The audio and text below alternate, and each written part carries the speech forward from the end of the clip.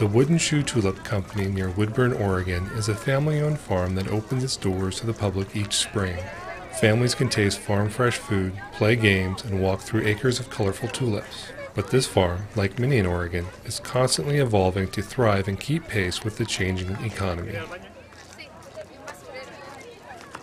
It's a family farm. My dad and mom bought the farm in 1950. And then we were offered the opportunity to grow tulips back in about 1974. My parents, well, my brothers were coming back to the farm and they thought, oh yeah, you know, it's a new crop.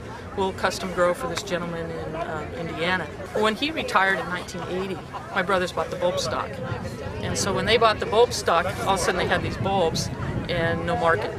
So they went out to, you know, Holland Bulb Company and sold wholesale, but, you know, there wasn't a lot of money in it.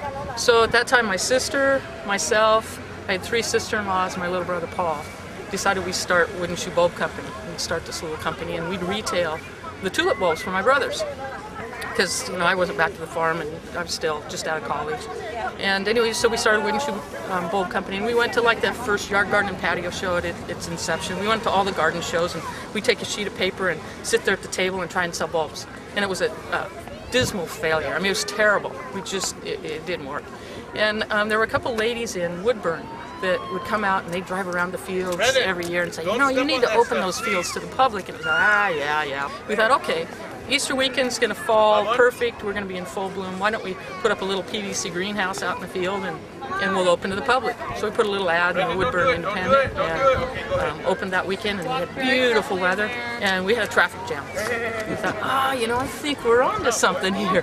And, you know, Newman Road's a one-lane road anyway, so it didn't take much to impress us in those years. You know, we probably had 50 cars, but it kind of got us to thinking, well, maybe that's what we needed to do. And then so over the years, we've just added.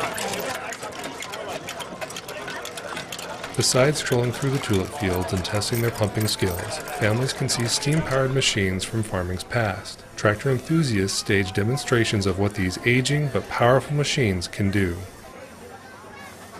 They kind of started this about 12 years ago, and they kind of let the public come in here, you know, and you get amazed because you see people come out of the city that have never been on dirt before. You see little kids getting into mud puddles, you know, and the parents think, let him, he's never seen it before, you know, it's kind of amazing. Stuff that we take for granted all the time, you know. So it's interesting, but I think it's done a lot for the community because they allow other parts of the community to come out here too, you know. Of course, they allow us to come in here and play too, so we like that, sure. It's been a good thing, but... Oregon farmers maintain a strong link to the past, and they are forced to continually adapt to an ever-changing economy. The Wooden Shoe has looked for new options as some traditional crops have faded. You don't have the dry bulb sales that you once did. And even the demographics out here change. You know, we used to have the gardeners in the early years, and now we have, you know, from all over the world. I mean, we've got a board in there, and they're supposed to pin where they're from, and, you know, you name it, they're from there. And you walk out, you know, you don't realize the diversity in Oregon until you come out here and you walk among the rows and listen to people, and the number of languages, it's incredible. This on this side, this is what we call our quote show field. Yeah. So we kind of lead most of this, but you know we're still picking. We have pickers out here every day, and we're picking and shipping, you know, all over the country. Okay. And that's really our big market is, you know, for the farm, because there's Wooden Shoe and then there's the farm. And the farm itself, we farm close to 2,000 acres. You know, we do grass seed and wheat and green beans and sweet corn, things like that. And the tulips is just another crop. Well, the income from this crop is really our cut flower.